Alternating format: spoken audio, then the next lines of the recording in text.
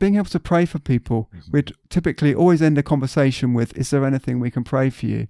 And you would be amazed, Alex, or perhaps you wouldn't, but very few people send you away with a no.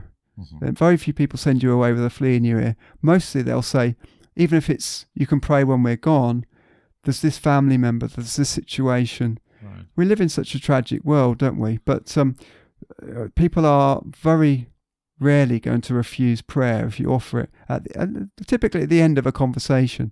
So that's great.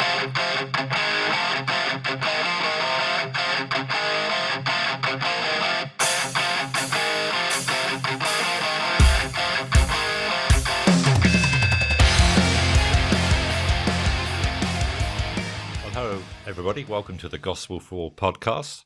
And we have as our special guest today, Dan Holland. Dan is the lead evangelist from Through Faith Missions. If you've been a regular viewer to these podcasts, you will recognize Dan. He's been on a number of times speaking about different aspects of the Christian faith.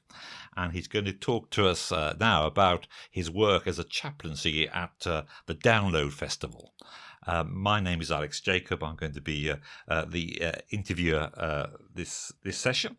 I've been in your seat many times in these podcasts as well, so I think I've got the easier job in this podcast. I get to ask the questions, and you get to try and answer some of these.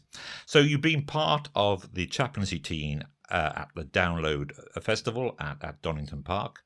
For those who don't know, it's a rock festival. It takes place over three days. It's a pretty huge event. And it's sort of the genre of music and culture. It's around what I would call heavy metal or thrash punk. Am I in the right area? Well, first of all, thanks, Alex. Yes, you definitely are. Okay. This year, the Sex Pistols, would you believe, made an appearance. Okay. So that would be the thrash punk. That takes me back to 1977. Yeah, okay. Moving on. Not sure it was all the original members, but there they were making a good noise. And there are new metal bands, younger ones. I think the festival is deliberately diversifying. I think some of the if you like, the big metal juggernaut bands like Iron Maiden and Saxon and Deep Purple are getting older. And it happens to all of us. Unless you know something I don't. No matter how live they are, yeah. So I think the festival is deliberately looking to the future and bringing in younger punk bands like Green Day and even nostalgia acts like the Venga Boys, which doesn't seem to fit at all. But the punters seem to love it. Right. And it's a real smorgasbord of music and sound and smell and quite an experience to be there. And you were there in your role as a chaplain. Yes. So there's obviously a chaplaincy team. How did that begin then? How did this chaplaincy begin? You don't necessarily associate a big rock festival, and it's a huge venue, lots of different bands, with a kind of chaplaincy input. How did that develop? Well, I think it really has the mark of God's hand on it. Right. Mm-hmm. As much as I understand that the churches together in Castle Donington, they had a good unity, a good co-working, and the opportunity presented itself to offer chaplaincy at Download, whether there was a request or whether there's just an awareness of a gap there, and they were in a position to say, well, we'll have a go, we'll try it out. And at that stage, my friend Pat, who lives in Castle Donington, texted me and said, would you pray? We're doing this heavy metal festival. There can be some darkness there. It can be oppressive at times. Would I pray? I said, absolutely. Bearing in mind we weren't in frequent touch. No. So it was significant that she'd reached out. And I put the phone down and thought, hang on a minute, I'm free tomorrow. And I texted back and said, can I come up? Well, it so happened that Pat had a week before, what are the odds of this? A week before, she'd given the Pastor Roy, who's essentially the leader of the chaplaincy, my book, Prophetic Evangelism, and he'd just finished it. At that stage, Pat texted him and said, can Dan come up and join the chaplaincy? Well, without reading the book, he didn't know me from a bar of soap. Right. But he had. And he said, tell him to come. And so that's how I got involved. Yeah. And then by extension, TFM got involved. And it's just beautiful how God has organically grown this thing and shaped it. Yeah, it's to lovely where it is feel now. God's hands on this particularly important ministry, quite a sensitive ministry too. So, in terms of being part of the chaplaincy team, Dan, what kind of gifts or skills or personality do you think key chaplains need? Because you're working in a very cross-cultural kind of Yes. context. I would say high flexibility, the ability to adjust to a wide range of opportunities and situations and scenarios. To be unshockable, you're going to see a lot of sights. Right. You're going to see a lot of potentially triggering stuff. So for me as a Christian, obviously it's challenging to see people dressed as Jesus and doing devil horns with their hands and wearing T-shirts. Jesus is a C star star star. That's challenging, but I've learned not to be reactive. So the ability to just stay at peace, not to be reactive, not to be triggered by things, but to be intentionally carrying the presence of God in. I'd say high EQ, the ability to relate to a wide range of people at a wide range of ages, in a wide range of, dare I say, states of consciousness. Through the day, people are going to be drinking a lot. They're going to be taking substances. Right. Yeah. There's something about being able to read people, being able to read body language, to give people space, but also be available to them. I think these are all intuitive things, but they're also muscles that you can develop. That the more you spend time with people in this particular subculture, shall I say, right, yeah. the better you get at reading situations, the better you get at, should I push a bit further here or should I hold back? The confidence starts to come, I think. Because it's, as you say, it is countercultural.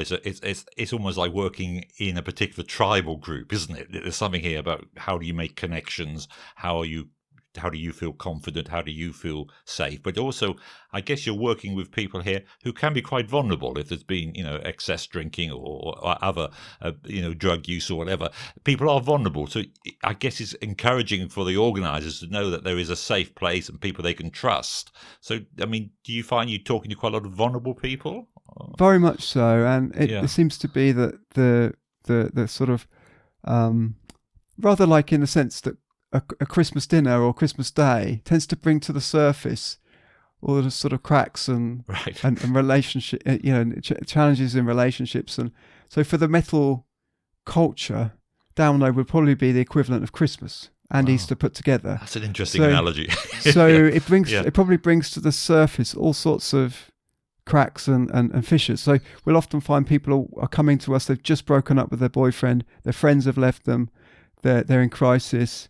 Those kind of situations. So it's a sacred trust, really, that we are, that we are people who can be trusted. We're not going to take advantage of that, but also that we are, in a sense, dealing with an outsider group. Right. The metal culture is certainly when I was at high school, the metalheads were almost an outsider group, and the sense of showing respect and not rejecting and just being comfortable to be ourselves is actually so key, as it would be in any area of ministry. The confidence to just be yourself and not feel the need to prove anything. But I think perhaps in a special way in that culture, it's powerful, and not to sort of mirror any rejection that they might be expecting. And I guess you build up this experience, you build up these skills, you receive these giftings over time. And this has been your fourth time at the festival. Yes, yeah. And I guess you see some people, some of the punters there, obviously come back year on year. Maybe they meet some of your other chaplains. So there's an ongoing relationship, even if it's only annual. It's still quite special, isn't it? It really is. And there's nothing better than people remembering you and popping back in by the tent. And occasionally you get a double encouragement. I'm always asking God, help me with my memory, because if people offer something for prayer, it's so lovely if you can remember it a year later. Sure. And occasionally it's a big thing, like maybe someone is severely ill or something like that. So I ask God to help me with my memory, to remember names, but also to remember scenarios. Yeah. So occasionally it works. And I'll say to someone, oh, lovely to see you. I remember you were here last year. Tell me about your son, Peter, because wasn't he suffering? Right. Yes, you're not going to believe it. You guys prayed for him and his asthma is now under control. He's not having to go to the big hospital. So thank you so much for praying. And then you can sort of bounce off that and say, well, we'll keep praying for Peter, but we'll pray for his total healing. And so the love and the trust grows. It builds, and the connections build over time as well. And I guess the team is getting larger, is it? I mean, it is. I mean, that first year, I think there were probably 10 of us. It was all very raw, and we were just finding our way as we went along. Now it's much more structured, as I guess it has to be with 60. But I also think, jumping back to your point, I think the word of mouth will be getting out as people have a positive experience with the chaplains, as they have maybe a prayer answered, and when their friends are talking about us, maybe they say, well, they're not so bad. They're not judging me. They actually were very kind to me, and the word spreads and the trust grows. And I think we're almost seen as part of the furniture now.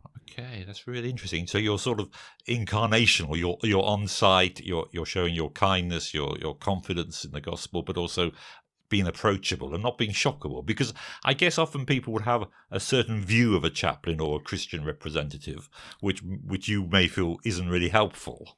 It is, and I think that the comment comes back, oh, you're not like those other Christians. Okay. Because it's so easy to stand back from a subculture and just deal in blanket judgments, which I've had a lot of my prejudices broken down, and I will say they're one of the friendliest crowds. It really genuinely is, and they're great to be around. But I think the inherent danger within that is that we've become so incarnational that we could forget to be different. Right. Are there particular things which encourage you when you look back over the last 4 years, where you feel, gosh, I felt God was in this. This was special. This was precious. This was holy ground? Well, I think personally, the ability, the honour to take a communion service on the Sunday morning, just incredible that we have the festival's permission and blessing. They advertised it, I think, to do that, and there's something really prophetic about that, to be doing that on the site. So that's really encouraging. But I think, again, on a personal level, that the sort of sharp learning curve in chaplaincy, that it has parallels with being an evangelist, but it's not the same thing, and I'm conscious of that. Yeah. But it's been a wonderful growth curve. That I love chaplaincy. I love that sense of representing Christ and bringing His presence in, and I think my confidence has grown in sparking up conversations with people within that culture. I think I'd feel quite comfortable now if I was in the pub and there was a group of metalheads in the corner to actually go and have some banter. Whereas before this experience, probably not. No, because you've built up a cultural experience as well, being part of the festival and meeting people. So if people are listening to this who are Christians and they would like to support you prayerfully, or perhaps by becoming part of the chaplaincy team, what steps should they take? What are your prayer needs? How could people be involved in the future? Well, I'd be grateful for prayers for the seed that has already been sown, probably far more than I realise. I mean, 60 of us walking around that site, having conversations and praying. That's a lot of seed, and yes, it's gospel seed. It might not be direct evangelism, but it is gospel seed. Right. Yeah. So we can forget what we've sown, but Jesus never does, which is wonderful. Right. Prayers that His Spirit will continue to work that seed and join dots for people and bring other Christians into their path. That would be really important. I think for the health and strength of the chaplains, I certainly was aware, and I think the TFM team were aware this year, of almost a sense of the enemy catching up with us. Okay. That the first year we were almost like and I mean this only in a spiritual sense, the berserkers that had got inside the camp and made inroads. And it's taken a while for him to realise, what has happened, but him catching up with that. This last time, I felt huge pressure the week before going to download, and I'm aware of other team members who felt huge pressure. All sorts of family situations kicking off. Reverend Roy, Pastor Roy, who I've mentioned, he was taken out. He had a minor stroke, so that was a big loss, him not being there with us. So prayers for protection. Yeah. And perhaps it's it's a healthy thing for us to be reminded, we are treading a fine line, and we mustn't feel entitled. We mustn't get too complacent. We must keep our spiritual armour on, and walk confidently, but not how can I put it, carelessly. Yeah. Not presumptuously. I think that's really helpful. I'm sure people listening to that, the sort of things echoing in their own stories, particularly as Christians wanting to share the faith, often in quite a hostile culture. And I think that's really, really interesting. Because obviously in the Bible, there's lots of examples of the gospel being shared or being lived out authentically in what we would say would be oppressive or challenging or at least unfamiliar settings. Yes. So when you're reflecting on your role as a chaplain, are there any particular Bible stories or biblical verses which you find shines a light onto your role? Very much so, Alex. I would say Daniel leaps into my mind as you say that sense of holding the ground spiritually, of holding on to his faith in an authentic way, and choosing his battles very carefully. He didn't fight every battle, but he did choose his battles carefully.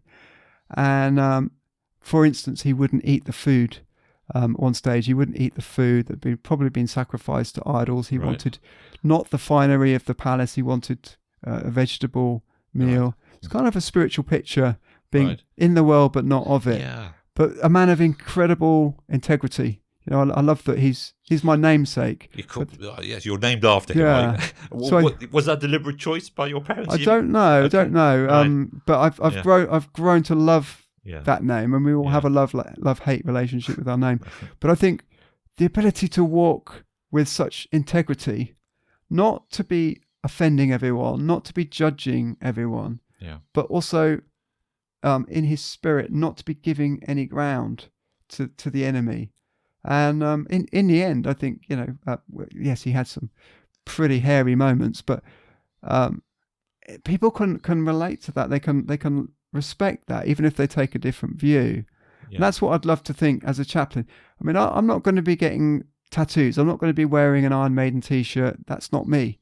They're going to get the authentic me. But I'd love to think that they could see someone who's not pretending to be something they're not, but is carrying something of Christ. I think that's absolutely wise, isn't it? That we've got to be authentic to who we are, but we've also got to try and build bridges, haven't we? But there's a kind of tightrope we walk on, and you feel sometimes, perhaps I should have gone a bit further. Other times you feel actually I've gone too far, and the Lord is calling me back.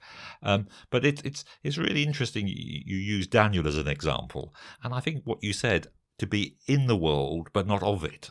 I often feel that's what, I've done some work on discipleship, and I think that's really the key in this, because it's easy to be one of the two extremes, isn't it? You can be so in the world that somehow you lose that salt and light, which is the essence of the gospel, or you could be so kind of, boundaried and distinct that you have no meaningful connections with people. That really is the razor's edge we walk, and I think probably I lean more to the being not of the world, but I think within the chaplaincy you've got a wide range of, well, it's a clunky word, but churchmanship, a wide range of approaches. My concern would be that we become too much we become a mirror to the festival rather than something distinct from the festival. But others would probably see the danger in the other direction. And that's, I suppose, why it's good to have a team of chaplains, because you kind of sharpen each other's views, and you can challenge and help each other. But I think it's also a little bit depends on how you see the culture you're working in, isn't it? So in terms of the kind of heavy metal culture, are there certain things which you see as perhaps, being opportunities for the gospel, or do you see things which are directly opposed to the gospel in those kind of value systems as far as you understand them? Well, I would say it's a very spiritual culture, in that a lot of the lyrics, a lot of the songs, it might be a mixed spirituality, but there's lots of demons, angels, Lucifer, third heaven experiences, if you like, being sung about, being reported. So if you've got a will, and I've tried to take a definite interest in the music, not because it's not something necessarily I would choose, but I want to be incarnational. I want to show a genuine interest. I mean, I really am. And there's some lyrics that are so easy to bounce off. You could talk about a particular Metallica song, for instance, Creeping Death, which is all about the plagues that came against the Hebrews the Egyptians in Exodus. Right. Wow, that's a great, gospel opportunity to talk about that. So you can use the culture, rather like Paul in the Areopagus. Of course, you yes. can spin things around and use them for a gospel purpose. And I suppose always in the very best of sort of contemporary music, rock and roll has always been in search of something. We might say in search of redemption, but there's something going on in the creativity process as human beings. I guess musicians are in whatever genre we're in, there's something creative, which is part of what it means to be made in the image of God. So as you look back on this particular festival, you've just come back from that, as we said at the beginning, and 3 or 4 years in the festival as a chaplain. What has encouraged you most, or what are your sort of reflections you want to share to encourage people listening to the podcast? Well, it was a huge honour for the second time actually. I was able to lead the communion service on the Sunday morning, which is just an incredible opportunity. Wow, yeah. Something so prophetic about breaking bread on that site, and so powerful. And we have the blessing, I think, of the festival. So that's amazing. Being able to pray for people, we'd typically always end a conversation with, is there anything we can pray for you? And you would be amazed, Alex, or perhaps you wouldn't, but very few people send you away with a no. And very few people send you away with a flea in your ear. Mostly they'll say, even if it's, you can pray when we're gone, there's this family member, there's this situation. Right. We live in such a tragic world, don't we? But people are very rarely going to refuse prayer if you offer it typically at the end of a conversation. So that's great. But I think on a personal level, the sort of growth curve into chaplaincy has been a real adventure with Jesus. Right. I'm no longer intimidated by the culture, and I'm quite happy to sort of plunge into it whilst remaining quite distinct. I'm unlike some of the chaplains. It's not my style of music. I won't be wearing heavy metal gear, but I just sort of feel liberated to be exactly who I am in that place. And I guess that's the wonderful kind of test of any ministry. If we could become ourselves and be confident in who we are and allow the Lord to flow through us. Obviously, He's been doing that in your chaplaincy work at Download. And I think it's been so encouraging. I'm sure people listening to this will think, wow, this is an unexpected connection with a particular group, but it's something very special.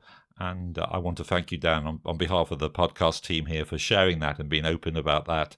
And I pray for God's blessing on you in the years ahead in this incredible ministry. Thank you so much, Alex. It's been a pleasure. And thanks for listening, everybody. And please, if you get a chance to read the book of Daniel, that would be interesting. Yes, indeed. Okay.